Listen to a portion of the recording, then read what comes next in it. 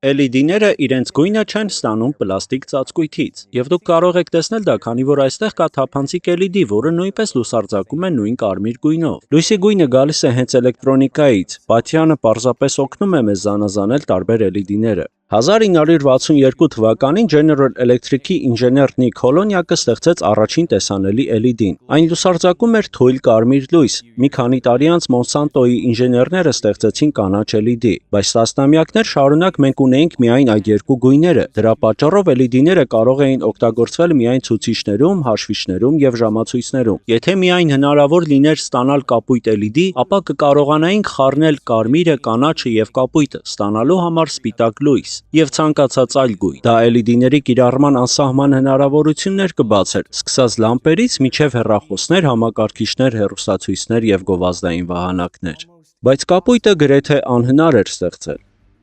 1960-ականների ընթացքում աշխարհում էլեկտրոնիկայի բոլոր խոշոր ընկերությունները, սկսած IBM-ից, GE-ից, Bell Labs-ից, մրցում էին կապույտ LED ստեղծելու համար։ Նրանք գիտեին, որ դա կարող էր միլիարդներ արժանալ, սակայն չնայած հազարավոր հետազոտողների ջանքերին, ոչինչ չէր ստացվում։ Հոլոնյակի առաջին LED-ի ստեղծումից անցավ 10 տարի, հետո 20, ապա 30 եւ LED-ները լույսի աղբյուրի վերածելու հույսը սկսեց մարել։ Monsanto-ի մի տնօրեն նույնիսկ ասաց, որ դրանք երբեք չեն փոխարինի խոհանոցային լույսին։ Դրանք կարող էին օգտագործվել միայն կենցաղային սարքերում, ավտոմեքենաների վահանակներում եւ ձայնային համակարգերում, ցույց տալու համար, թե արդյոք սարքը միացված է։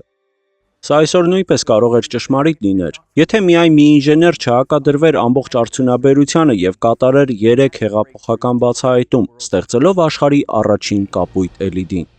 Շուջի Նակամուրան հետազոտող էր Նիշիա անունով փոքր ճապոնական քիմիական ընկերությունում։ Նրանք նոր էին ընդլայնել իրենց գործունեությունը, սկսելով կիսահաղորդիչների արտադրություն, որոնք նախատեսված էին կարմիր եւ կանաչ LED-ների արտադրության համար։ Սակայն 1980-ականների վերջում կիսահաղորդիչների բաժինը կանգնած էր փակման եզրին։ Նրանք մրցակցում էին շատ ավելի կայացած ընկերությունների հետ եւ պարտվում էին։ Լարվածությունը սկսեց աճել։ Երիտասարդ աշխատակիցները խնդրում էին Նակամուրային ստեղծել նոր ապրանքներ, մինչդեռ ավագ աշխատակիցները նրա հետազոտությունը համարում էին փողի անիմաց վատնում։ Իսկ Նիշիան փող քիչ էր։ Նակամուրայի լաբորատորիան հիմնականում կազմված էր սարքավորումներից, որոնք նա ինքն էր գտել, վերամշակել եւ եռակցել իրար։ Նրա լաբորատորիայում ֆոսֆորի արտահոսքը այնքան պայթյուններ էր առաջացրել, որ գործընկերները դադարել էին այցելել նրան։ 1988-ի դրությամբ Նակամուրայի վերադասները այնքան էին հիասթափվել նրա հետազոտությունից, որ նրան հորդորեցին դադարեցնել աշխատանքը։ Հենց այդ անելանելի դրության մեջ նա դիմեց ընկերության հիմնադիր եւ նախագահ Նոբուո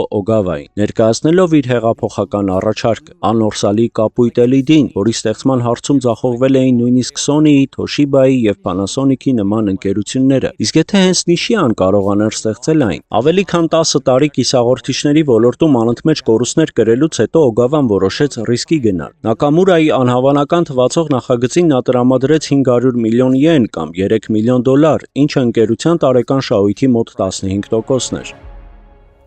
Բոլորն էլ գիտեին, որ LED-ները կարող են փոխարինել սովորական շիկացման լամպերին, որովհետև լամպերը, պայծառ գաղափարի խորհրդանիշները, իրականում լույս արտադրելու հարցում շատ վատն են։ Դրանք աշխատում են հոսանքն անցկացնելով վոլֆրամեթելի միջով, որն այնքան է տաքանում, որ սկսում է լուսարձակել։ Սակայն էլեկտրամագնիսական ճառագայթման մեծ մասն արձակվում է ինֆրակարմիրի, այսինքն ջերմության տեսքով։ Միայն չնչին մասն է տեսանելի լույս։ Իսկ LED նշանակում է լույս արձակող դիոդ, այսինքն հենց անունից էլ պարզ է, որ LED-ները մեծամասամբ հենց լույս են արձակում։ Ուստի դրանք շատ ավելի արդյունավետ են։ Իսկ դիոդը պարզապես երկու էլեկտրոդից բաղկացած սարք է, որն էլեկտրական հոսանքն անցկացնում է միայն մեկ ուղղությամբ։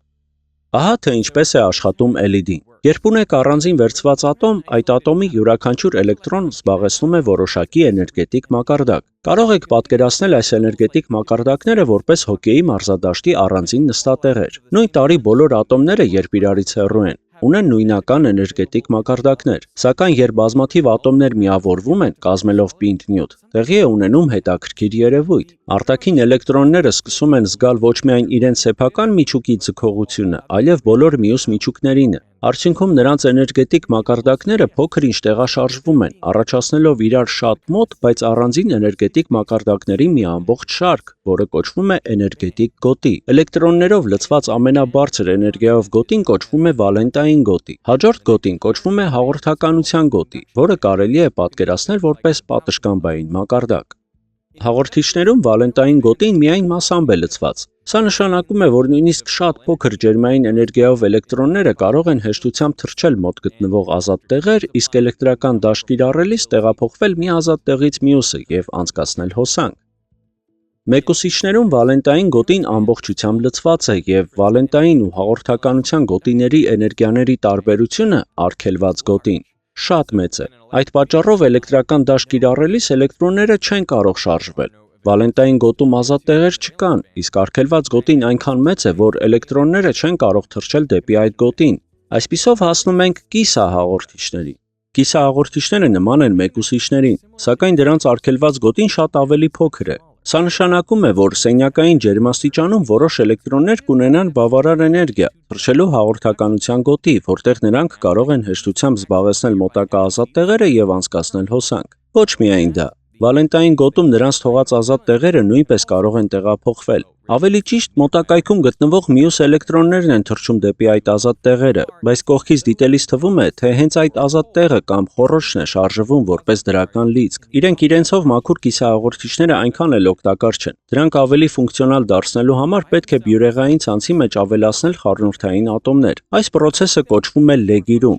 Օրինակ, սիլիցիումի դեպքում կարելի է ավելացնել փոքր քանակությամբ ֆոսֆորի ատոմներ։ Ֆոսֆորը նման է սիլիցիումին, ուստի այն հեշտությամբ տեղավորվում է բյուրեղային ցանցում, սակայն իր հետ բերում է մեկ լրացուցիչ վալենտային էլեկտրոն։ Այս էլեկտրոնը տեղակայվում է հաղորդականության գոտուց անմիջապես ներքև գտնվող դոնորային մակարդակում։ Ուստի մի փոքր ջերմային էներգիայի առկայության դեպքում այս բոլոր էլեկտրոնները կարող են հեշտությամբ թռչել հաղորդականության գոտի եւ հոսանք անցկացնել։ Այս դեպքում ազատ շարժվող լիցքակիրների մեծ մասը էլեկտրոններն են, որոնք բացասական են։ Ուստի այս տեսակի կիսահաղորդիչը կոչվում է N տիպի։ Պետք է շեշտել, որ կիսահաղորդիչն ինքնին մնում է չեզոք։ Պարզապես շարժվող լիցքակիրների մեծ մասը բացասական էլեկտրոններն են։ Գոյություն ունի նաև մեկ այլ տեսակի կիսահաղորդիչ, որտեղ ազատ լիցքակիրների մեծ մասը դրական են։ Այն կոչվում է P տիպի։ P տիպի սիլիցիում ստանալու համար բյուրեղային ցանցի մեջ պետք է ավելացնել օրինակ փոքր քանակությամբ բորի ատոմներ։ Բորը տեղավորվում է բյուրեղային ցանցում, սակայն ունի մեկով պակաս վալենտային էլեկտրոն, քան սիլիցիումը։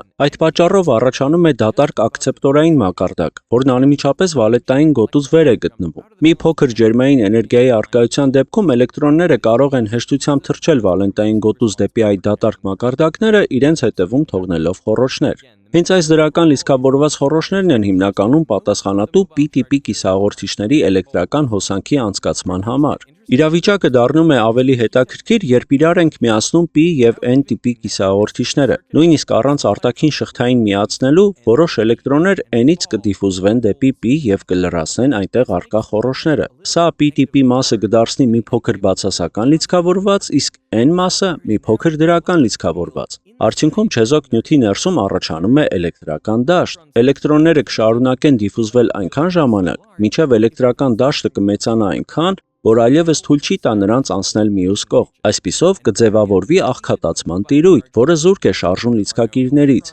Այստեղ հաղորդականության գոտում չկան էլեկտրոններ, իսկ վալենտային գոտում խոռոչներ։ Եթե այս դիոդը հակառակ բևեռներով միացնենք մարտկոցին, ապա աղքատացման տիրույթը պարզապես կընդլայնվի այնքան, մինչև վերջինիս էլեկտրական դաշտը լիովին կհավասարակշռի մարտկոցի դաշտին եւ հոսանք չի անցնի։ Բայց եթե մարտկոցի բևեռները շրջենք, ապա աղքատացման տիրույթը փոքրանում է, էլեկտրական դաշտը թուլանում եւ էլեկտրոնները N-ից անցնում են P։ Երբ էլեկտրոնը հաղորդականության գոտուց ընկնում է վալենտային գոտու խոռոչի մեջ, նրա կորցրած էներգիան կարող է ճառագայթվել ֆոտոնի, լույսի տեսքով։ Լուսադիոդները հենց այսպես են աշխատում։ Ֆոտոնի էներգիան, հետևաբար նաև լույսի գույնը, որոշվում է արգելված գոտու լայնությամբ։ Մաքուր սիլիցիումի արգելված գոտու լայնությունը ընդամենը 1.1 էլեկտրոնվոլտ է։ Այդ պատճառով արձակված ֆոտոնները տեսանելի չեն, դրանք ինֆրակարմիր են։ Այս LED-ները օգտագործվում են հեռակառավարման վահանակներում, եւ նրանց արձակած լույսը կարելի է ֆիքսել տեսախցիկով։ Եթե սպեկտրով շարժվենք վերև, պարզ կդառնա, թե ինչու էին առաջին տեսանելի լուսադիոդները կարմիր, հետո կանաչ, եւ ինչու էր կապույտն այդքան դժվար ստացվում։ Կապույտ լույսի ֆոտոնը պահանջում է ավելի շատ էներգիա, հետևաբար նաև ավելի լայն արգելված գոտի։ 1980-ականներին 100 միլիոնավոր դոլարներ ծախսվեցին համապատասխան նյութ գտնելու համար, բայց բոլոր ընկերությունները մնացին ձեռնունայն։ Սակայն հետազոտողները այնուամենայնիվ հասկացել էին ամենակարևորը՝ անհրաժեշտ էր ունենալ շատ բարձրորակ բյուրեղ։ Անկախ նրանից, թե ինչ նյութ էր օգտագործվում կապույտ LED-ի համար, այն պետք է ունենար գրեթե կատարյալ բյուրեղային կառուցվածք։ Բյուրեղային ցանցի ցանկացած թերություն խանգարում էր էլեկտրոնների ազատ շարժին եւ արդյունքում նրանց էներգիան լույսի փոխարեն պարզապես անօգուտ ցրվում էր ջերմության տեսքով։ Նակամուրայի առաջին քայլը, երբ նա իր գաղափարն առաջարկեց Օգավային, Ֆլորիդա մեկնելն էր։ Այնտեղ նա ուներ մի հին գործընկեր, որի լաբորատորիայում սկսել էին կիրառել բյուրեղների աճեցման նոր տեխնոլոգիա՝ մետաղ օրգանական քիմիական գոլորշային նստեցում կամ MOCVD։ MOCVD ռեակտորը, որը մեծ վառարան է հիշեցնում, այն ժամանակ եւ այսօր էլ մնում է մաքուր բյուրեղների զանգվածային արտադրության լավագույն եղանակը։ Սկզբունքը հետևյալն է. բյուրեղի նյութի գոլորշին ներարկվում է տաք խցիկ, որտեղ այն փոխազդում է հիմք հանդիսացող նյութի սուբստրատի հետ, ձևավորելով շատ բարակ բյուրեղային շերտեր։ Շատ կարևոր է, որ հիմքային նյութի բյուրեղային ցանցը համընկնի վրան աճեցվող բյուրեղի ցանցի հետ, որպեսզի բյուրեղը լինի կայուն եւ հարթ։ Սա շատ նուրբ արվեստ է։ Բյուրեղային շերտերը հաճախ պետք է լինեն ընդամենը մի քանի ատոմ հաստությամբ։ Նակամուրան 1 տարով միացավ այդ լաբորատորիային MOCVD տեխնոլոգիան սովորելու նպատակով, բայց այդ տարին նրա համար չափազանց դժվար էր։ Նրան թույլ չէին տալիս օգտագործել գործող MOCVD սարքը, ուստի 12 ամսից 10 նա անցկացրեց գրեթե 0-ից նոր համակարգ հավաքելով։ Ավելին, նրա գործընկերները խուսափում էին նրանից, որովհետև Նակամուրան չուներ դոկտորի կոչում եւ գիտական հոդվածներ չէր հրապարակել։ Նիշիայում դա արգելվում էր։ Լաբորատորիայի մյուս աշխատակիցները, որոնք բոլորը գիտությունների դոկտորներ էին, Նակամուրային վերաբերվում էին որպես տեխնիկական աշխատողի։ Այս ամենը նրան ավելի վճռական դարձրեց։ Նակամուրան գրում է. «Երբ մարդիկ վերևից էին նայում ինձ, ես ավելի մարտական էի դառնում։ Ես թույլ չէի տա, որ նման մարդիկ հաղթեն ինձ»։ 1989-ին նա վերադարձավ Ճապոնիա երկու կարևոր ձեռքբերումով։ Առաջինը Նիշիայի համար նոր MOCVD ռեակտորի պատվեր, իսկ երկրորդը դոկտորի աստիճան ստանալու վճռական նպատակ։ Այդ ժամանակ Ճապոնիայում դոկտորի կոչում հնարավոր էր ստանալ առանց համալսարան հաճախելու, պարզապես հրապարակելով 5 գիտական հոդված։ Նակամուրան միշտ էլ գիտեր, որ կապույտ լուսադիոդի ստեղծման իր հնարավորությունները փոքր են, բայց հիմա նա ուներ նաև պահոստային ծրագիր, եթե նույնիսկ չստացվեր, գոնե կստանար իր դոկտորի կոչումը։ Սակայն այժմ, երբ նա արդեն տիրապետում էր MOCVD տեխնոլոգիային, մնում էր պարզել, կոնկրետ որ նյութ է արժե ուսումնասիրել։ Այդ ժամանակ գիտնականներն ընտրությունը նեղացրել էին մինչև երկու հիմնական նյութ՝ ցինկի սելենիդ եւ գալիումի նիտրիդ։ Երկուսն էլ կիսահաղորդիչներ էին, որոնց արգելված գոտին տեսականորեն համապատասխանում էր կապույտ լույսին։ Ցինկի սելենիդը ավելի հեռանկարային էր։ MOCVD ռեակտորում աճեցնելիս դրա բյուրեղային ցանցը հիմքային նյութի գալիումի արսենիդի հետ ուներ ընդամենը 0.3% անհամապատասխանություն։ Սա նշանակում էր, որ բյուրեղի մեջ թերությունները կազմում էին մոտ 1000 հատ 1 քառակուսի սանտիմետրում, ինչը բավարար էր լուսադիոդի աշխատանքի համար։ Միակ խնդիրն այն էր, որ գիտնականները գիտեին N տիպի ցինկի սելենիդ ստանալու մի քանի եղանակ, բայց ոչ ոք չգիտեր, թե ինչպես ստեղծել դրա P տիպը։ Ի տարբերություն դրա, գալիումի նիտրիդից գրեթե բոլորը հրաժարվել էին 3 հիմնական պատճառներով։ Առաջինը, շատ դժվար էր ստանալ բարձրորակ բյուրեղ։ Գալիումի նիտրիդ աճեցնելու լավագույն հիմքային նյութը շափյուղան էր, որի ցանցի անհամապատասխանությունը կազմում էր 16%։ Արդյունքում բյուրեղը ստացվում էր ահռելի քանակի թերություններով, ավելի քան 10 միլիարդ 1 քառակուսի սանտիմետրում։ Երկրորդ խնդիրն այն էր, որ ինչպես ցինկի սելենիդի դեպքում, այստեղ եւս գիտնականները կարողանում էին ստանալ միայն N տիպի գալիումի նիտրիդ։ P տիպը շարունակում էր անհասանելի մնալ։ Եվ երրորդ, կապույտ լուսադիոդի առևտրային կիրառման համար լույսի հզորությունը պետք է լիներ առնվազն 1000 միկրովատ, ինչը հարյուրավոր անգամներ գերազանցում էր մինչ այդ ստեղծված որևէ նախատիպի արդյունքը։ Այսպիսով, գրեթե բոլոր հետազոտողները կենտրոնացած էին ցինկի սելենիդի վրա։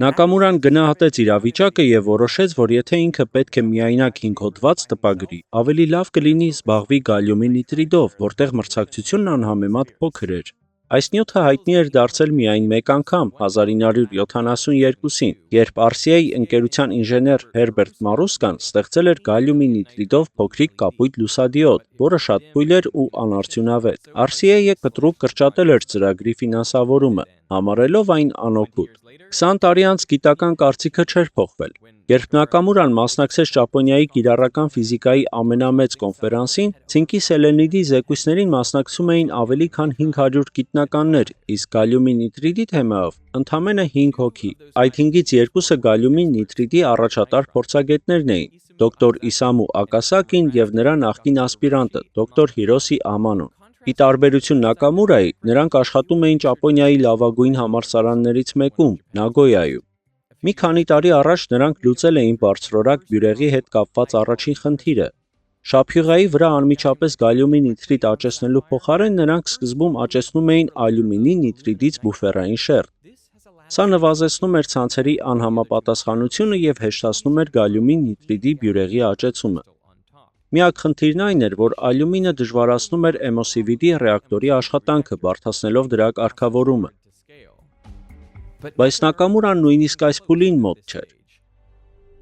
Նիշիայում նա նույնիսկ չէր կարողանում գալյումի նիտրիդը նորմալ աճեցնել իր նոր ռեակտորով։ 6 ամիս անց, առանց որևէ արդյունքի, նա հուսահատվեց և որոշեց ապամոնտաժել ամբողջ համակարգը և ինքնուրույն ավելի լավը հավաքել։ Ֆլորիդայում անցկացրած 10 ամիսները, երբ նա զրոյից հավաքել էր ռեակտորը, հանկարծ դարձան չափազանց արժեքավոր։ Նա սկսեց աշխատել հետևյալ ռեժիմով. առավոտյան 7-ին գալիս էր լաբորատորիա, օրվա առաջին կեսն անցկացնում էր ռեակտորի զոդման, միացումների և կառուցվածքային փոփոխությունների վրա, իսկ երկրորդ կեսին փորձարկումներ էր անում, ստուգելով ռեակտորի աշխատանքը։ Երեկոյան 7-ին տուն էր գնում, ճաշում, լողանում ու քնում։ Նակամուրան այս ռեժիմով աշխատեց ամեն օր, առանց հանգստյան օրերի ու տոների, բացառությամբ Ճապոնիայի ամենակարևոր տոնի՝ Ամանորի։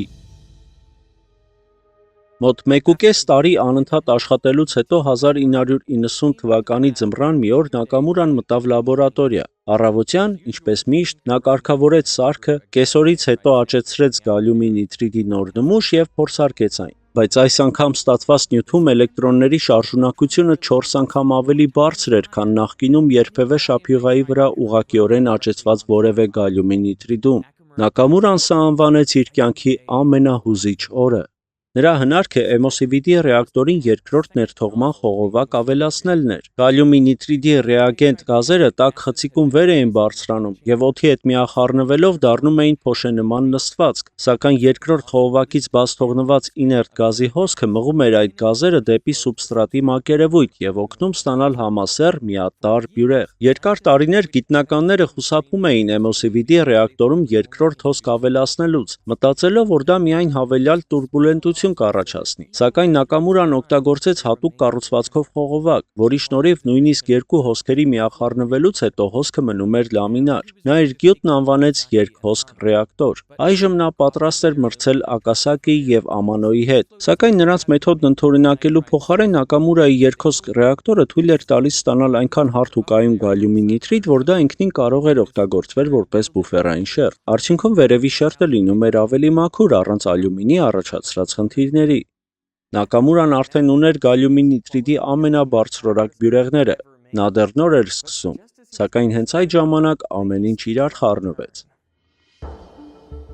Մինչ նա Ֆլորիդայում էր, Նոբուո Օգավան հեռացել էր Նիշիայի ղեկավարությունից և դարձել ընկերության խորհրդի նախագահ։ Նոբուոն միշտ էլ ռիսկի դիմող գիտնական էր և մշտապես աջակցում էր Նակամուրայի համարձակ գաղափարներին։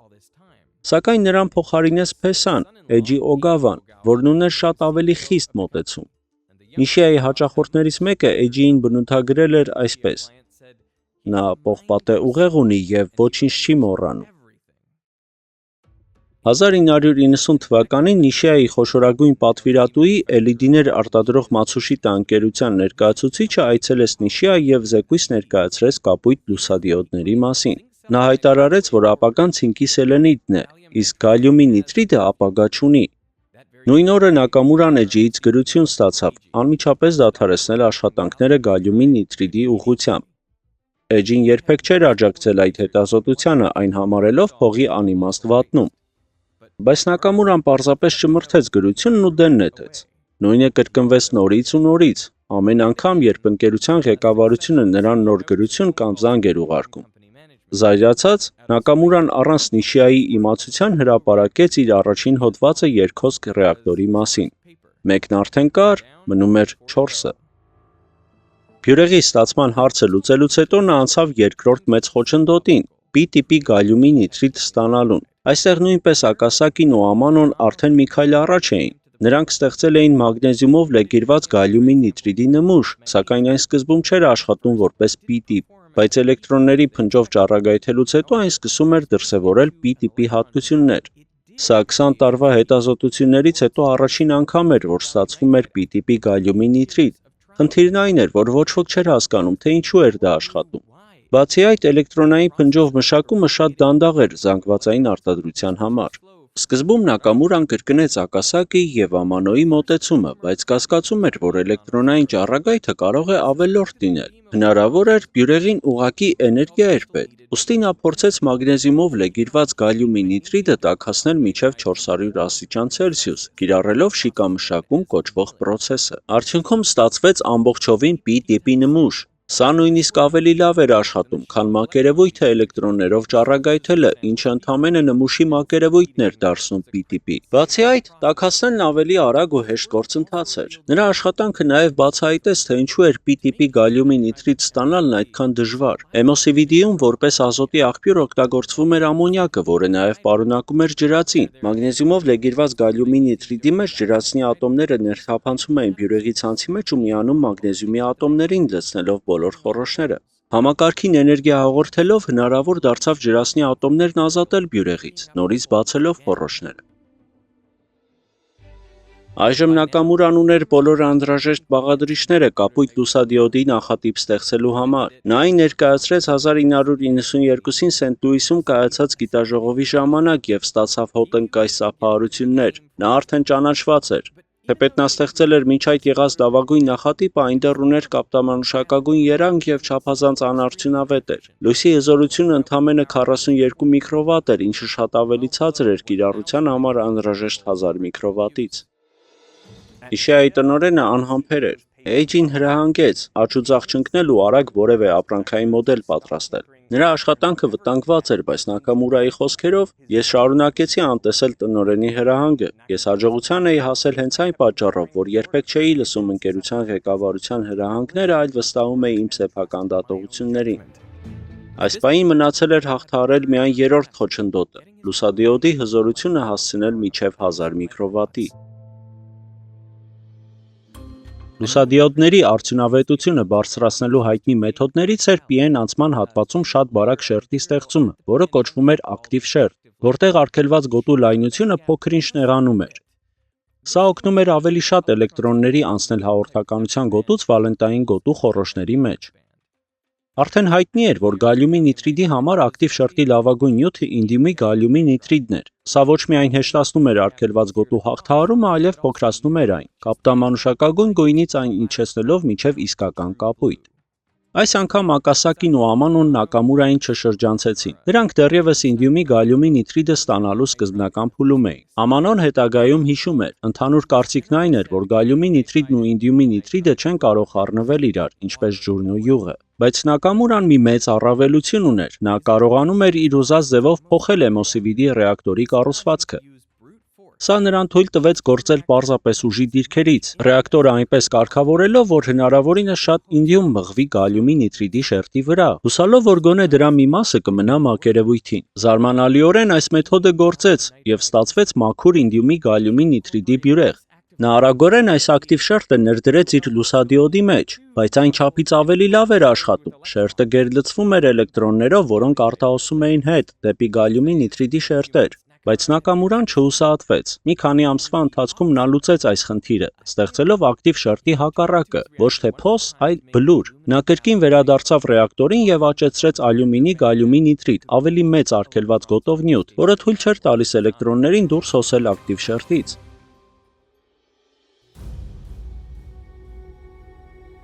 Կապույտ լուսադիոդի կառուցվածքը շատ ավելի բարդ էր դարձել, քան որևէ մեկը կարող էր պատկերացնել, բայց այն արդեն պատրաստ էր։ 1992 թվականին Շուջի Նակամուրան ուներ սա։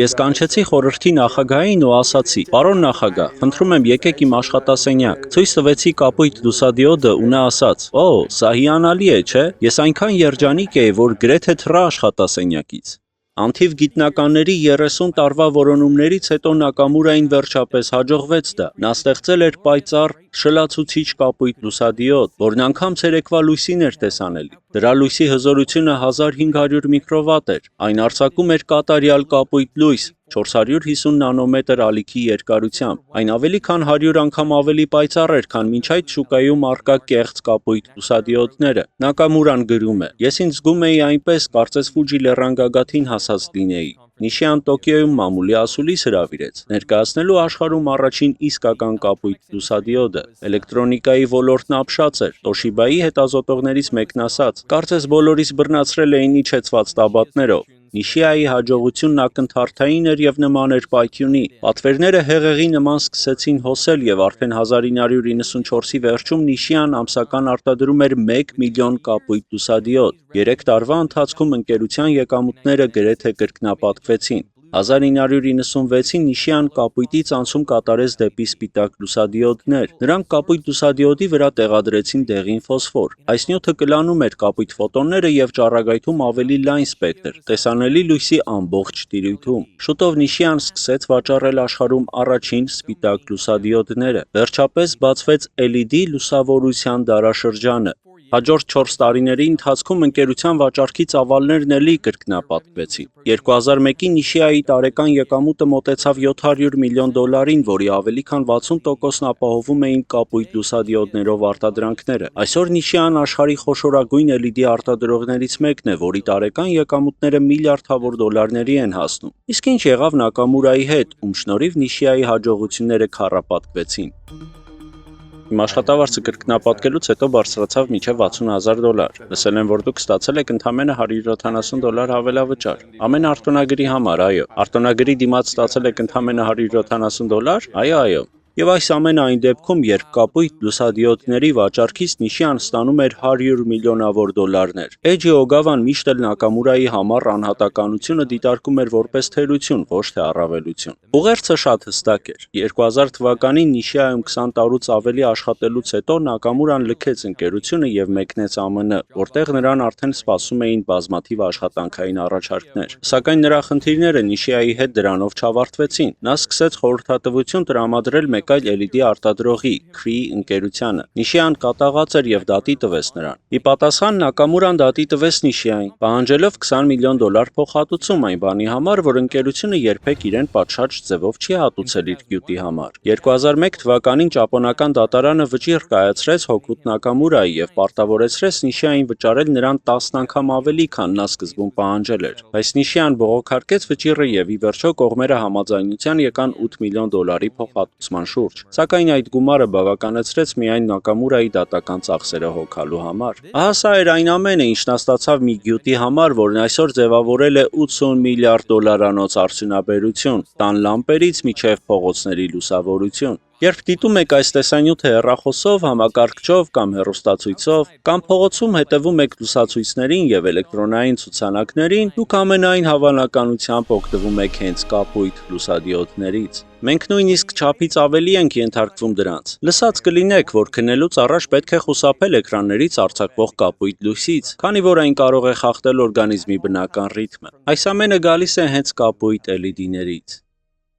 Սակայն լուսավորության LED լամպերը գրեթե չունեն բացասական կողմեր։ Շիկացման կամ լյումինեսցենտային լամպերի համեմատ դրանք շատ ավելի արդյունավետ են, գործում են մի քանի անգամ ավելի երկար, ավելի անվտանգ են եւ կարող են լիովին հարմարեցվել ձեր պահանջներին։ Սպիտակ լուսադիոդի հայտնագործումից 30 տարի անց ժամանակակից լամպերը թույլ են տալիս ընտրել սպիտակի 50,000 տարբեր երանգներ։ Ամենակարևորը, այսօր LED լամպերի գինը ընդամենը մի քանի դոլարով է գերազանցում մյուս լամպերին։ Հաշվի առնելով դրանց արդյունավետությունը եւ էլեկտրաէներգիայի գինը, այդ տարբերությունը կփոխհատուցեք մոտ 2 ամսվա ընթացքում, իսկ դրանից հետո կշարունակեք խնայել տարիներով։ Արդյունքում ունենք լուսավորության իսկական հեղափոխություն։ 2010-ին ամբողջ աշխարհում վաճառվող տնային լամպերի ընդամենը 1%-ն էր LED, 2022-ին այն արդեն գերազանցեց 50%-ը։ Մասնագետների կանխատեսմամբ առաջիկա 10 տարիների ընթացքում գրեթե ամբողջ լուսավորությունը կանցնի LED-ի։ Էներգիայի տնտեսումն ահռելի կլինի։ Լուսավորությունը պատասխանատու է ամբողջ ածխածնային արտանետումների 5%-ի համար։ Լիովին LED-ի անցնելը թույլ կտա խնայել շուրջ 1.4 միլիարդ տոննա ածխաթթու գազ, ինչը համարժեք է աշխարհում եղած մեքենաների գրեթե կեսը շահագործումից հանելուն։ Այսօր Նակամուրայի հետազոտություններն ուղղված են LED-ների նոր սերնդի, միկրո եւ ուլտրամանուշակագույն LED-ների մշակմանը։ Իսկ ինչ են նրանք պատրաստում այնտեղ։ LED-ներ, լազերներ, մարտկոցներ, սա ԱՄՆ-ի լավագույն լաբորատորիաներից մեկն է։ Եվ սա ձեր շնորհիվ է։ Դե չէ։ Իսկ ո՞րն է ստանդարտ LED-ի չափսը։ 300 անգամ 200 միկրոն։ Ամենափոքրն ընդամենը 5 միկրոն է։ Դա աներևակայելի փոքր է։ Կարելի է կիրառել աչքին մոտ էկրանների համար, օրինակ AR եւ VR սարքերում։ Ասենք ռետինի նման էկրան, որը հենց աչքի առաջ կլինի։ Սա մարդու մազի հաստությունն է։ Դա իսկապես շատ փոքր LED է։ UV LED-ները կարող են օգտագործվել ստերիլիզացման համար։ Ուղղակի միացնում եք եւ մի քանի վայրկյանում բոլոր մանրէներն ու վիրուսները վերանում են։ COVID-19-ի ժամանակ UV LED արտադրող ընկերությունների բաժնետոմսերի գները կտրուկ աճեցին, որովհետև այս LED-ները սկսեցին լայնորեն կիրառվել։ Գիտես, այն վերացնում է COVID-19-ը։ Սովորական LED-ներում մենք օգտագործում ենք ինդիումի գալիումի նիտրիդ, UV-ում ալյումինի գալիումի նիտրիդ, որովհետև դրա արգելված գոտին շատ ավելի լայն է։ Կարծում եք, սա է հաջորդ քայլը։ Այո, դա աշխատում է, բայց խնդիրը բարձր գինն է։ Դրա արդյունավետությունն այսօր 10%-ից ցածր է, բայց եթե արդյունավետությունը հասնի 50%-ի եւ ավելի, ապա գինը գրեթե կհավասարվի սնդիկային լամպերի գնին։ Եվ կարծում եք այդ արդյունավետությունը կբարձրանա։ Այո, կարծում եմ։ Ժամանակի հարց է, համամիտ եմ։ Նա նույնիսկ փորձում է լուծել մեր ժամանակների ամենամեծ խնդիրներից մեկը։ Ես շատ հետաքրքրված եմ ֆիզիկայով, ես էլ ուսումնասիրում եմ միջուկային սինթեզը, վերջերս հիմնեցի միջուկային սինթեզի հետ կապված ընկերություն։ Չէ, անցած տարի, չեմ հավատում, չէ, լուրջ եմ ասում։ 2014 թվականին Նակամուրան, Ակասակին եւ Ամանոն Նոբելյան մրցանակ ստացան կապույտ LED-ի ստեղծման համար։ Դրանից հետո Նակամուրան հրապարակայնորեն շնորհակալություն հայտնեց Նիշիային իր աշխատանքին աջակցելու համար եւ առաջարկեց այցելելու հաշտվել, բայց ընկերությունը մերժեց առաջարկը եւ այսօր նրանց հարաբերությունները դեռ սառն են։ Գուցե նույնիսկ Նոբելյան մրցանակից ավելի կարևոր էր այն, որ մինչև 94 թվականը, երբ Նակամուրան ներկայացրեց կապույտ LED-ին, նա արդեն հրապարակել էր ավելի քան 15 հոդված եւ վերջապես ստացել ինժեներական գիտությունների դոկտորի կոչումը։ Այսօր նրա հրապարակումների թիվը գերազանցում է 900-ը, բայց կա մի բան, որ այս ամբողջ պատմության ընթացքում չի փոխվել։ Ո՞րն է ձեր սիրելի գույնը։ Օ, կապույտը։ Միշտ է կապույտը եղել, թե LED-ին ստեղծելուց հետո։ Ես ծնվել եմ ձկնորսական գյուղում, մեր տան դիմաց հիասքանչ օվկիանոսն էր, այն միշտ կապույտ էր։